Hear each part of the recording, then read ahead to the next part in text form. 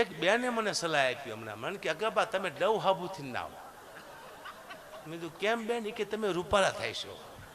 કીધું બેન હું ડવ હાબુ ખાઈ જાઉં ને ચાવીને તો તારો બાપ કલરમાં ફેર પડે. કંપનીના કલર એવા ને એવા રહે.